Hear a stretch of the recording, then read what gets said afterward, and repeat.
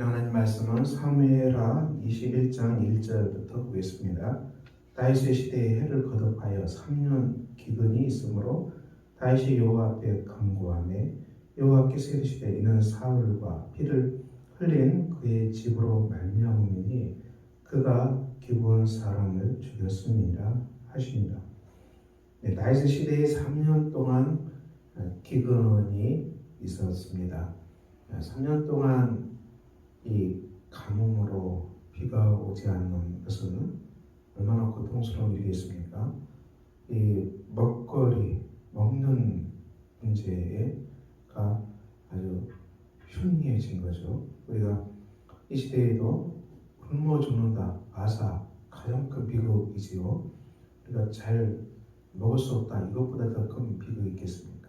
또 비가 오지 않아서 농사가 되지 않는다. 그것은 엄청난 재앙이 됩니다. 다윗은 일에 대해서 하나님 앞에 기도합니다. 그래서 하나님께서 응답이 어떻게 나옵니까? 사울과 피를 흘린 그의 집으로 말미암이다. 사울이 기브온 사람을 죽였기 때문이다.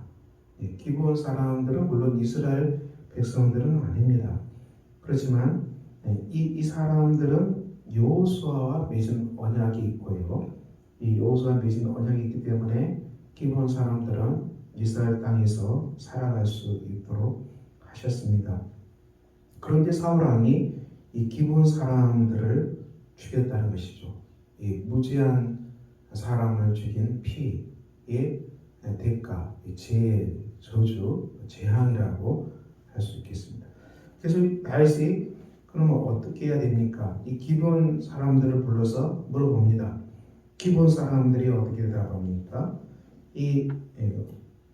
그들이 5절에 이 왕께 아뢰되 우리를 학살하였고 우리를 멸하여 이스라엘 영토 내에 머물지 못하게 하려고 모해한 사람 자손 7사람을 우리에게 내주소서. 여호와께 택하신 사울의 볼을 기부하여서 우리가 그들을 여호와 앞에서 문매에 달겠나이다.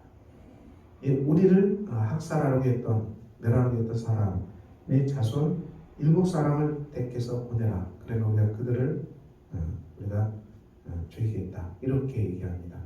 다윗은 이 약속대로 7사람을 기브온 사람에게 내줬고요. 기브온 사람은 그 7사람을 목매어 달아서 죽였습니다. 그리고 그 일이 어떻게 일이 진행됩니까? 이 아야의 딸 리스바가 이 시체를 지키는 것이죠. 다윗이 이것을 알고 이 사울의 뼈, 요나단의 뼈, 그리고 7사람의 뼈를 다 가져다가 이 장사하였습니다. 장사하자, 우리가 14절에 있는 것처럼 그 후에야 하나님이 그 땅을 위한 기도를 들으셨다. 그 후에야, 장사 지낸 후에야 기도를 들으셨다고 이렇게 사무엘하는 기록하고 있습니다. 오늘 본문은 다윗의 시대에 이 기근의 문제가 있었는데 이 기근은 사울의 무지한 죄를 피를 흘린 죄의 대가입니다. 이로 말미암아 기브온 사람들이 이 관계된 사람, 기브온 사람을 멸하려고 했던 사람들의 자손 7사람을 택해서 보내라. 그래서 그들을 기브온 사람들이 심판하지요. 그리고 이 속에서 사울의 뼈, 그리고 요나단의 뼈, 7사람 뼈까지 다 모아서 이 장사하자 하나님께서 드디어 기도를 들으시고 이 기근의 문제를 해결하셨다는 것을 본문은 증언하고 있습니다. 자, 이 본문은 무슨 말합니까? 이 죄에는 반드시 대가가 있고요. 죄에는 반드시 이 희생, 양, 속죄할 양이 꼭 들어갔습니다. 사울의 살인죄에 대한 그 속죄를 누가 합니까? 그 일에 모여있던 사람들의 자손들이 이 죽임당함으로 그것을 속죄하고 그리고 이들이 다 땅에 묻히고 장사되자 하나님은 기도를 땅의 기근의 문제를 해결하셨다고 말씀합니다. 구약의 예기법에 따라서 우리의 모든 죄가 다 용서받고 깨끗함을 받고 해결될 때 우리는 비로소 하나님으로부터 기도의 응답을 받게 됩니다. 이 모든 인류를 대신해서 십자가에서 저주당하신 예수 그리스도의 버림당하심을 우리가 주목합시다. 그리스도께서 율법의 저주를 당하셨죠. 나무에 달리셔서 십자가의 저주 속에서 온 인류의 저주의 문제를 끝나게 하셨습니다. 우리가 이 은혜를 받기 때문에 하나님께 나아가서 기도하고요. 이 속죄의 은혜가 있기 때문에 우리는 하나님과 온전히 연합해서 살아가게 됩니다.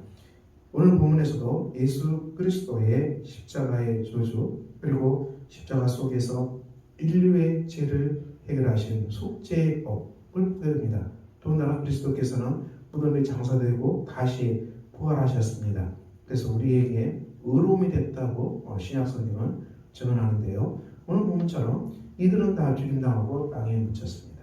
하나님께서 다 하신 것이죠. 우리가 본문의 말씀을 따라서 우리도 그리스도의 속죄의 은혜를 의지합시다. 십자가의 은혜를 의지하고 우리의 모든 저주가 끝났음을 믿고 하나님께 기도합시다. 예수 그리스도는 죽으시고 장사되었습니다. 죽으신 3일 만에 부활하셨습니다. 우리에게 천국의 소망을 주셨고 부활의 소망을 주셨습니다. 그러니까 이 소망을 따라서 하나님께 나아가는 것입니다. 예수 그리스도 안에 있는 이 생명의 법이 신약성경 성도들에게 넘치고도 넘칩니다. 오늘 사무엘하 21장 다윗시대의 기근의 문제가 어떻게 해결되는지 본문은 자세하게 증언하고 있습니다.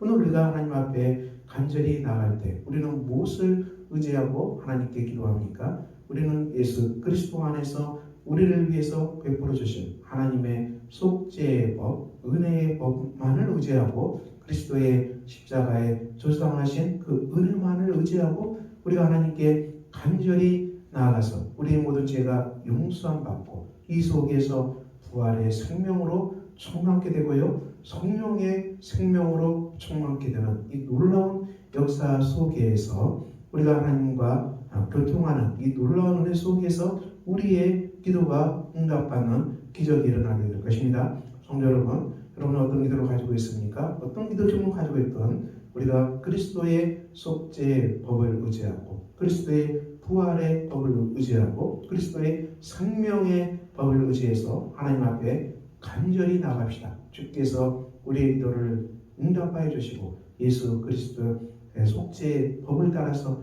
은혜의 법을 따라서 하나님은 저와 여러분의 기도에 반드시 응답하여 주실 것입니다. 오늘도 여러분 안에 이 기도의 응답의 역사가 넘치는 복된 하루가 되시기를 예수 그리스도의 이름으로 축원합니다. 기도하겠습니다.